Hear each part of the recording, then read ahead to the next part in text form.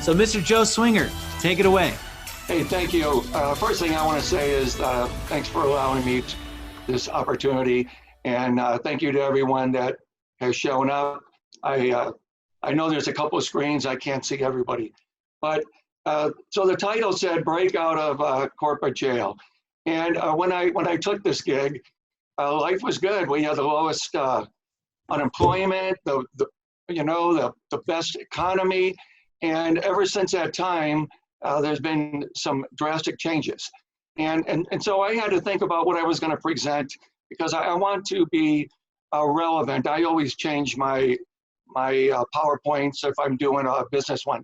And so what I want to do today is give you 3 ways to be extraordinary in extraordinary times. And while I'm going to cover the jail part of it, I want to really get into who you are. And so Jake mentioned my whole career was in corporate, and I'll tell you a little bit about it. But I want you to know that I come from the place that my entire life was in corporate. And so some people are entrepreneurs and they run 10 businesses. I'm not that guy. But what I want to talk about today is how to get you to break out of corporate jail, relationship jail, health jail. And so I want to just dig right in.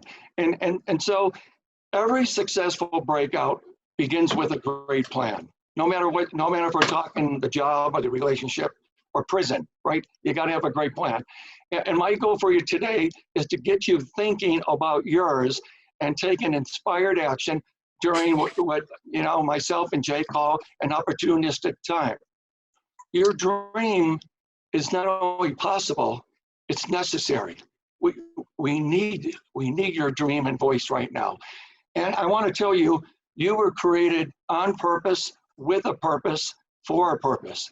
And this may be the time for it. So I want you to start with that.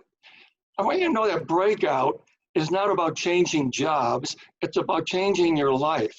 And it's typically accepted that only 2 things can change your life. Something new comes into your life from the outside, or something new comes into your life from within. And so I want you to think for a second, what is your inner voice trying to say to you? Do you ever listen to it? We have people, the number one excuse, that coaches get a lot is, oh, I don't have any time, and the money thing too. But the silver linings about what's going on right now is that we have the time for the most of us. And so spend some time listening to the voice. And I want to ask you, I want you to think about this, and I know we're limited on time, but what questions will you ask yourself at the end of life? And it's very important because think for a moment, are you going to have regrets? Typically, that's what most people say, I regret not taking action sooner. I mean, look at my age. I wish I got started 20 years ago, but it is what it is. But the important thing is if you know the questions, you can begin answering them now. If you know what are the questions you're going to ask, we could start answering them now. That's the great thing. And so imagine being surrounded on your deathbed by your dreams, your ideas, your abilities, your gifts, your talents, and you're lying on your deathbed and all these beings, if you will, are surrounded you. And imagine you're about to die and you realize that you never even lived. And these gifts say to you, you never took action on your ideas. You never used your talents. You never used your gifts. We gave them to you, and only you could have done them. So I want to tell you a little bit about my story. It started with the voice that I was meant for more. I grew up really poor. I wish I could show a picture. I mean, really poor. And, my mom was inspirational. My dad was not. And we were called all losers. And so I grew up with that two-way thing, but unfortunately the loser won for many years. And, I flunked out of college in Chicago. And so I went to LA and I became homeless, but I was always searching. I always knew there was something big in life that I had to do. And what happened is that loser image had me deal with low self-esteem for years.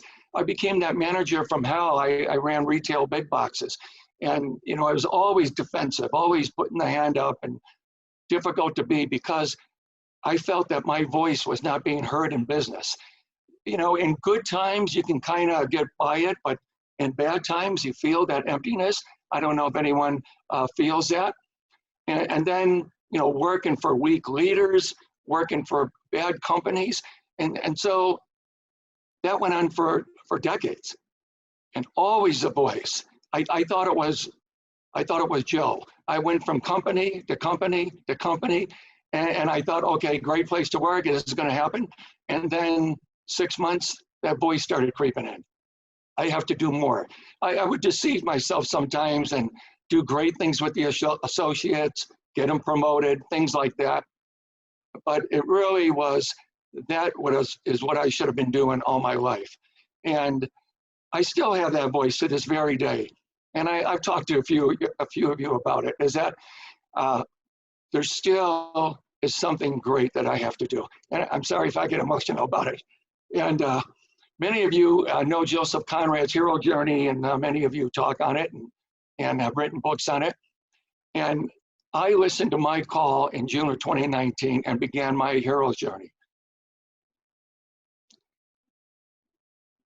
And you have to ask, what is your hero's or heroine's journey? You must answer the call. And these times, we have to do it. And so it's important for you to get started. There's urgency. And so why Breakout? And why do I call it Breakout? You know, it's a little sexy one-liner. I could say, yeah, I help people break out of corporate jail. But that's because corporate employees are institutionalized. I mean, think about that.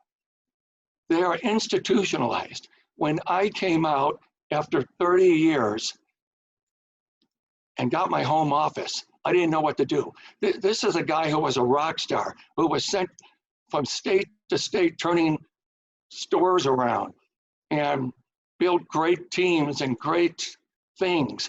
And I'm at home and didn't know what the hell to do. I couldn't make a schedule. I couldn't do anything. And it dawned on me. And I'm gonna, so after we escape, we're feeling these effects every day. So I want to read your quote. I can't see everybody, but everybody's familiar with the Shawshank Redemption. I think most here.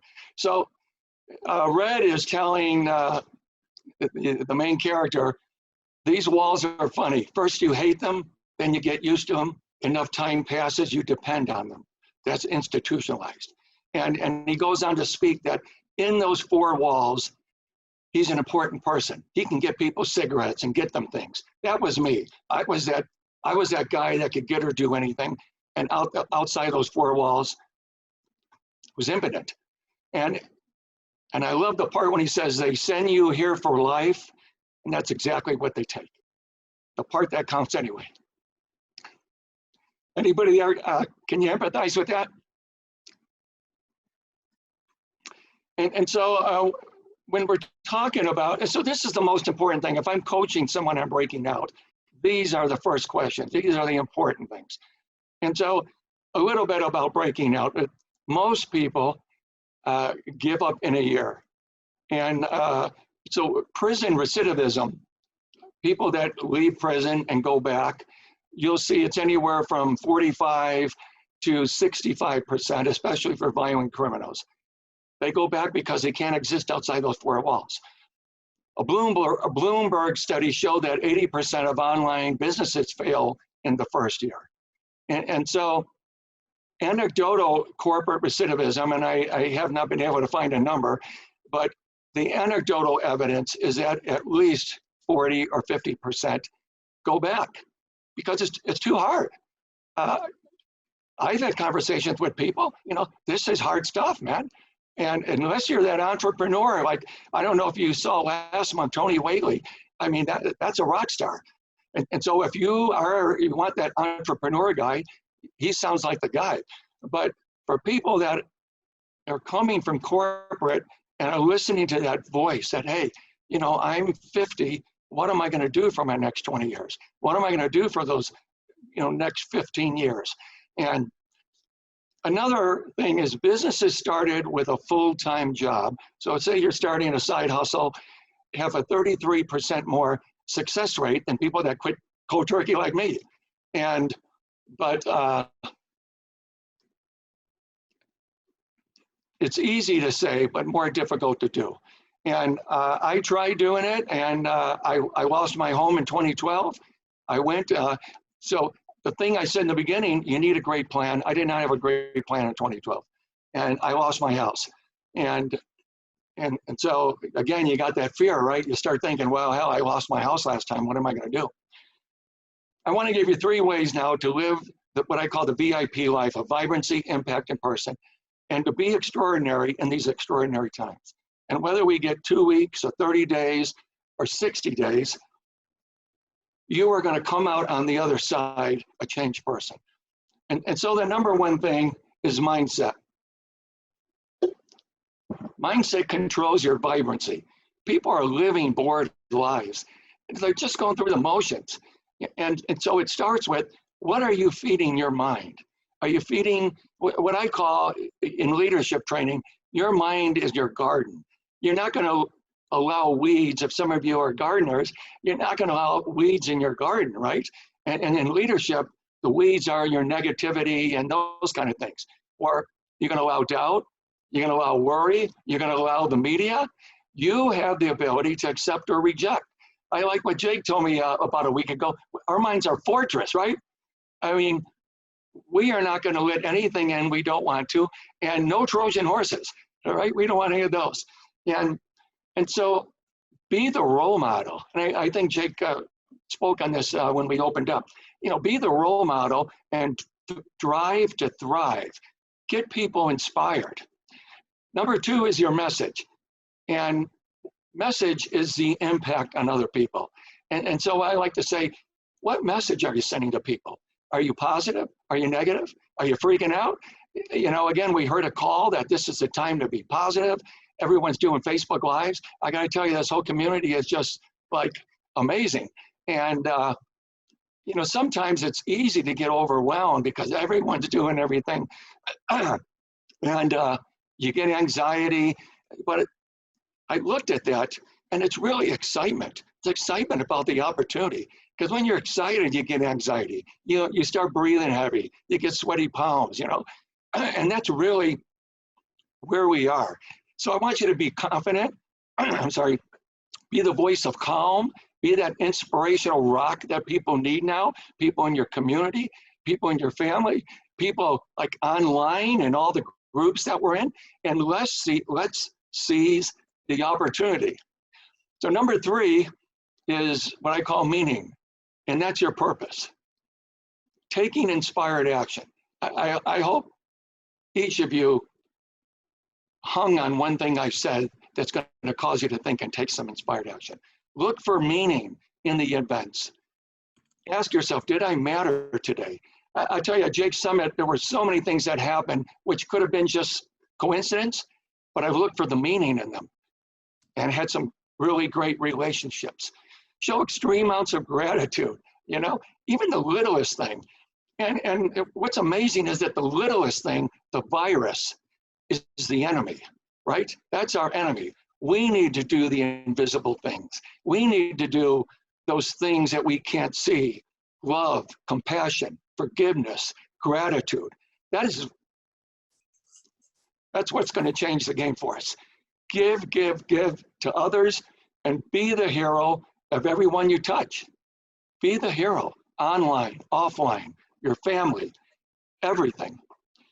And like I said earlier, everything you do will continue long over after this horrible event is over. Mindset, message, and meaning. And do this, and you will be extraordinary. And then you'll find out whether the job you have or the job you lost, many people in industries, travel industries, hospitality, they're just trying to get a job. It's tough to leave and break out the corporate world. I want to leave you with one last quote from Shawshank, and it's, I guess it comes down to a simple choice. Get busy living or get busy dying. And it's up to you in this moment. That's it. Thank you. One, please. Let's see some virtual round of applause. Let's see that. And yeah, we're seeing the round of applause. Fantastic. And type into the comments if you appreciated Joe. Type into the comments if you appreciated Joe. I thought that was incredible. I loved that. I loved every minute of it. Thank you so much, Joe. Just for clarification, can you share with us the three different tips, just so we can have those reminded to us? What were those 3 different tips? Yes, it's mindset that controls the vibrancy. Message is your impact. And then meaning is your purpose. So if you think, well, what's the VIP life? And it's about making the second half of your life the best half and living the VIP life of vibrancy, impact, and purpose. And these 3 M's will help guide you into what that really looks like. Yeah. And I think it's so important. Just getting up in the morning and alive, it's like, go ahead, Jack. I'm sorry. Well, I was just going to say, I think it's so important right now to have those 3 things, because so much of the world is telling us that, well, you don't need, mindset means nothing. Things are terrible right now, so just deal with it. It's awful. No, we can have a positive mindset, because I know people who were miserable 2 weeks ago, but everything was great. So obviously your mindset has a lot to do with it. Also, the meaning that we put to something that has so much importance and has so much weight. We get to choose what things mean to us. Thank you so much for that, Joe. So I'll bring up a question that was asked earlier. This wasn't really a question, it was more of a statement, but I think it's really pertinent, and I'd love to hear your thoughts on this, Joe. Nancy commented that she felt like she felt like giving up. She felt like maybe she was too old and not relevant. What are your thoughts for someone who feels like they want to give up, or feels like they're irrelevant, or feels like, what's the point? What are your thoughts for her, Joe? It goes back to a few things I say, Nancy. I don't see you on the screen, I'm sorry. But Nancy, you were created with a purpose, for a purpose. And that purpose has got to be realized and impact the world. And I don't know if you're in a coach or an author or speaker or what, but there's some seed inside of you that you need to listen and take action on. And if it's a career, then, some people have jobs because they need to support their families. I got my books on the wall. These 3 books were all written on that full-time job because I was not going to let anything stop me.